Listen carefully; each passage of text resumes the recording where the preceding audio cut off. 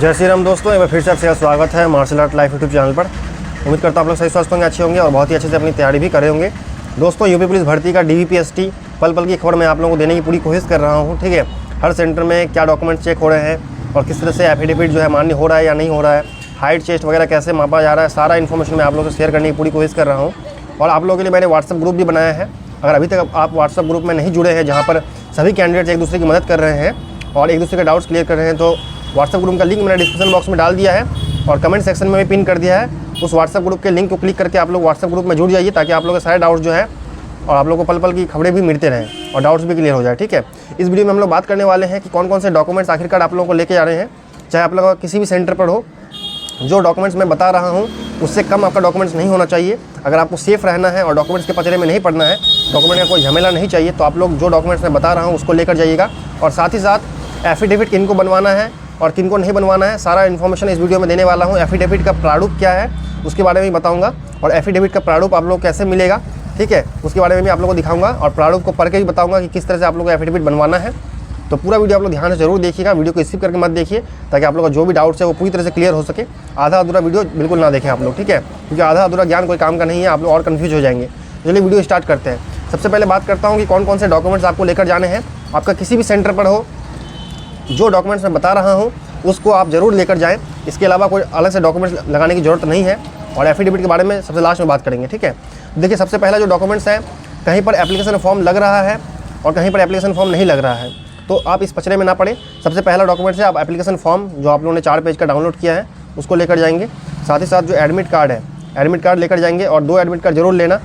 और फोटो जो है, देखिए एडमिट कार्ड आप लोगों को ब्लैक एंड वाइट भी चलेगा और कलरफुल भी चलेगा, कोई दिक्कत वाली बात नहीं है। एप्लीकेशन फॉर्म पहला डॉक्यूमेंट, दूसरा डॉक्यूमेंट है आपका एडमिट कार्ड। साथ में आपके 2 फोटो होने चाहिए, कम से कम 2 फोटो। ठीक है, ज़्यादा फोटो आप लोग रख लीजिए, क्योंकि फोटो छोटा सा सामान होता है, कहीं अगर गिर गया या स्क्रैच पड़ गया तो आप लोग दिक्कत में पड़ जाएंगे।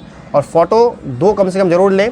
और साथ ही साथ फोटो ज़रूरी नहीं है कि जो आप लोगों ने एप्लीकेशन फॉर्म में फ़ोटो डाला था वही फ़ोटो चलेगा, उसकी कोई ज़रूरत नहीं है। फ़ोटो आप लोग पुराना थोड़ा सा या नया रिसेंट साइज़ का फ़ोटो भी, रिसेंट डेट का फ़ोटो भी आप लोग ले सकते हैं, उसमें कोई दिक्कत वाली बात नहीं है। बहुत सारे दोस्त जो है फ़ोटो के साइज़ को लेकर मतलब कन्फ्यूजन में है। तो देखिए फ़ोटो का साइज़ आपको सिंपली पासपोर्ट साइज़ का जो फ़ोटो होता है 3.5 से 4.5, ठीक है, 3.5 सेंटीमीटर और 4.5 सेंटीमीटर वाला, तो वही फ़ोटो आप लोगों को लेना है। तो उसमें कोई दिक्कत वाली बात नहीं है। पासपोर्ट साइज़ का फ़ोटो अगर आप लोगों ने नहीं निकलवाया है तो पासपोर्ट साइज़ का फ़ोटो निकलवा लीजिए और कम से कम 2 फोटो लीजिए, चाहे पुराना हो या नया हो, लेकिन कलरफुल फोटोग्राफ होना चाहिए। कलरफुल फोटोग्राफ होना चाहिए, ब्लू बैकग्राउंड का होना चाहिए, ताकि आप लोगों का कोई प्रॉब्लम ना हो। अब तीसरे डॉक्यूमेंट की बात करते हैं। देखिए तीसरे डॉक्यूमेंट है आप लोग का मैट्रिक का जो मार्कशीट है और साथ में साथ मैट्रिक का जो ओरिजिनल सर्टिफिकेट है वो भी लेना है। अब बात करते हैं कि CBSE बोर्ड में अगर आप लोग का एक ही सर्टिफिकेट है, जो मार्कशीट है वही आप लोग का एक सर्टिफिकेट है, ओरिजिनल सर्टिफिकेट अगर नहीं आता है आप लोग का, आपको नहीं मिला है, तो आपको घबराने की ज़रूरत नहीं है। अगर CBSE में बोर्ड में आप लोगों को एक ही सर्टिफिकेट मिलता है तो उसी से काम चलने वाला है, आप लोगों को टेंशन लेने की बात नहीं है। बात करते हैं 12th का भी मार्कशीट चाहिए और साथ ही साथ 12th का ओरिजिनल सर्टिफिकेट भी चाहिए। अब बात करते हैं ग्रेजुएशन का। ग्रेजुएशन में भी आप लोगों को अगर आप लोगों ने फिल किया है या नहीं किया है, वो भूल गए होंगे आप लोग, तो उसका आप लोग टेंशन मत लीजिए। ग्रेजुएशन अगर है आपका और ग्रेजुएशन का सर्टिफिकेट अगर है तो उसका मार्कशीट भी लीजिए और उसका जो ओरिजिनल सर्टिफिकेट होता है वो भी लीजिए, ठीक है। और जेरोक्स क्या करना है उसके बारे में बताऊँगा लास्ट में। फ़ोटो आइडेंटिटी प्रूफ एक लेना है। पहला देखिए मैं फिर से बताता हूँ, application form, admit card, photo, 10th का मार्कशीट सर्टिफिकेट, 12th का मार्कशीट सर्टिफिकेट, ग्रेजुएशन का मार्कशीट सर्टिफिकेट। अब है photo identity proof. Photo identity proof में आप लोग ड्राइविंग लाइसेंस ले सकते हैं, आधार कार्ड ले सकते हैं, लेकिन आधार कार्ड आप लोग ज़रूर लेकर जाइएगा, क्योंकि आधार कार्ड को जो है बहुत ज़्यादा मान्यता दी जाती है, प्रायोरिटी में रखा जाता है अगर आधार कार्ड है आप लोग का। और थोड़ा मोड़ा अगर एड्रेस गलत है आधार कार्ड में, मान लीजिए गली का नाम थोड़ा गलत है, तो उससे कोई दिक्कत वाली बात नहीं है। आपका जिला, राज्य और जो आपका पिन कोड है वो सेम होना चाहिए, आपका नाम, आपके पिताजी का नाम सही होना चाहिए, आपका डेट ऑफ बर्थ सही होना चाहिए। आधार कार्ड को लेकर टेंशन मत लीजिए। तो ये फ़ोटो आइडेंटिटी प्रूफ हो गया। और फ़ोटो आइडेंटिटी प्रूफ अगर आपके पास 2-3 है तो सारा लेकर जाइए आप लोग, क्योंकि अगर एक में प्रॉब्लम है तो दूसरा दिखा सकते हैं, दूसरे में प्रॉब्लम है तो तीसरा दिखा सकते हैं, इससे आप पूरी तरह से सेफ रहेंगे।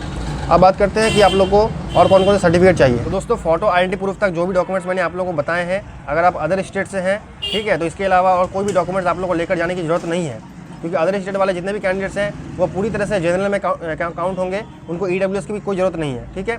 तो फिर से मैं एक बार डॉक्यूमेंट्स आप लोगों को बता देता हूँ। पहला है एप्लीकेशन फॉर्म, जो आप लोगों ने 4 पेज का प्रिंट किया होगा। एडमिट कार्ड, वो भी 4 पेज का प्रिंट किया होगा और 2 एडमिट कार्ड जरूर ले लेना। फ़ोटो 2 लेना है, कलर में होना चाहिए और पासपोर्ट साइज़ का होना चाहिए। साइज़ को लेकर ज़्यादा डाउट में नहीं रहना है, पुराना फ़ोटो भी चलेगा, नया फ़ोटो भी चलेगा।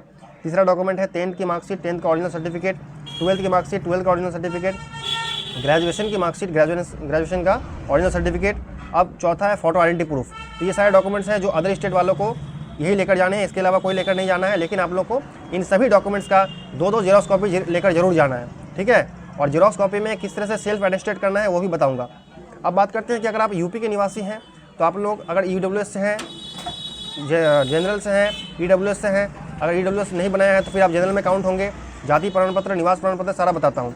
तो EWS सर्टिफिकेट आप लोग को लेकर जाना है। अगर आप लोग EWS सर्टिफिकेट कैरी करते हैं, उसके कैटेगरी में आते हैं, जनरल कैटेगरी में आते हैं। और EWS सर्टिफिकेट के साथ आप लोग को नोटिफिकेशन में जो स्व घोषणा पत्र प्रारूप 4 दिया गया है उसको खुद से भर कर लेकर जाना है। उसमें किसी के सिग्नेचर की जरूरत नहीं है, उस स्व घोषणा पत्र को खुद से भर के लेकर जाना है, ठीक है। अब बात करते हैं जाति प्रमाण पत्र। जिन लोगों का जाति प्रमाण पत्र है, अपने जाति डाला होगा तो आपका जाति प्रमाण पत्र होना चाहिए, वो भी क्रूशियल डेट का होना चाहिए, यानी ज़्यादा नया भी नहीं चलेगा, ज़्यादा पुराना भी नहीं चलेगा। निवास प्रमाण पत्र होना चाहिए, निवास प्रमाण पत्र होना चाहिए, ठीक है। और वो भी आपके क्रूशियल डेट का होना चाहिए, उसके बाद का नहीं चलेगा, उससे पहले का चल सकता है। अब बात करते हैं आय प्रमाण पत्र चाहिए या नहीं चाहिए। तो जितने भी कैटेगरी के हैं बच्चे, उसको आय प्रमाण पत्र की कोई ज़रूरत नहीं है। अगर आप लोग EWS बनाए हैं तो EWS, जाति बनाए हैं तो जाति, और निवास बनाया है तो निवास। इसके अलावा आय प्रमाण पत्र की कोई ज़रूरत नहीं है। स्व घोषणा पत्र में आपने जो आय प्रमाण पत्र बनाया था EWS के पहले, वही आय आप लोग को स्व घोषणा पत्र में भी डालना है, ठीक है। तो ये सारे डॉक्यूमेंट्स हो गए जो आप लोगों को चाहिए। और इसके साथ जो है जितना भी डॉक्यूमेंट्स मैंने आप लोगों को बताया, आप लोग अपने कैटेगरी के हिसाब से समझ जाइए कि कौन कौन से डॉक्यूमेंट्स आपको लेकर जाने हैं। मैंने पूरी तरह से एक्सप्लेन कर दिया है। उसके साथ 2-2 जेरॉक्स कॉपी आपको लेकर जाने हैं। और जेरॉक्स देखिए ब्लैक एंड वाइट ही होता है, उसको लेकर आपको कन्फ्यूज नहीं होना है कि भाई कलरफुल जेरॉक्स चाहिए या ब्लैक एंड वाइट जेरॉक्स चलेगा। तो जेरॉक्स ब्लैक एंड वाइट ही चलेगा, उससे लेकर कोई डाउट में नहीं रहना है, ठीक है। एक बार मैं फिर से आप लोगों को डॉक्यूमेंट बता देता हूँ। Application form, admit card, photo identity proof, photo 2, 10th का मार्कशीट सर्टिफिकेट, 12th की मार्कशीट सर्टिफिकेट, ग्रेजुएशन की marksheet certificate, photo identity proof, EWS certificate, जाति प्रमाण पत्र, निवास प्रमाण पत्र। आय की जरूरत नहीं है और सबका जेरॉक्स 2-2 कॉपी लेकर जाना है, ठीक है। और डॉक्यूमेंट्स आप लोग ध्यान रखेंगे कि क्रूशियल डेट का होना चाहिए, ज़्यादा नया भी नहीं चलेगा और ज़्यादा पुराना भी नहीं चलेगा, ठीक है। तो उम्मीद करता हूँ डॉक्यूमेंट्स रिलेटेड जो भी डाउट्स हैं आप लोग खत्म हो गए होंगे। अब बात करते हैं कि एफिडेविट किनको बनवाना है, ठीक है। किस तरह की गलती है आप लोगों के डॉक्यूमेंट्स में, आइडेंटिटी प्रूफ में, मार्कशीट में या फॉर्म भरते समय आप लोगों ने गलती की है, तो आप लोग ध्यान से सुनिए कि एफिडेविट किनको बनवाना है। अब बात करते हैं कि अगर अपने नाम में गलती है, जन्मतिथि में गलती है, पिता के नाम में गलती है, माता के नाम में गलती है, ठीक है, चाहे गलती कहीं पर भी हो, चाहे आपके आधार कार्ड में गलती हो, चाहे आपके मार्कशीट जो आपका मार्कशीट है उसमें गलती हो, या सर्टिफिकेट में गलती हो, या जो ने आपने निवास बनाया है, आय बनाया है उसमें गलती हो, या एप्लीकेशन फॉर्म में आपने गलत डाल दिया हो, अपने नाम में गलती, माता के नाम में गलती, पिता के नाम में गलती, ये सब नहीं चलने वाला है। डेट ऑफ बर्थ में गलती नहीं चलने वाला है। 10th की मार्कशीट का सर्टिफिकेट नंबर, सीरियल नंबर और रोल नंबर गलत नहीं होना चाहिए। 12th की मार्कशीट का certificate number, roll number, serial number गलत नहीं होना चाहिए। निवास प्रमाण पत्र में पिता का नाम गलत नहीं होना चाहिए, अपना नाम गलत नहीं होना चाहिए, माता का नाम गलत नहीं होना चाहिए, एड्रेस गलत नहीं होना चाहिए, ठीक है। अगर एड्रेस थोड़ा गली का नाम अलग है तो चलेगा, लेकिन पिन कोड, जिला सही होना चाहिए।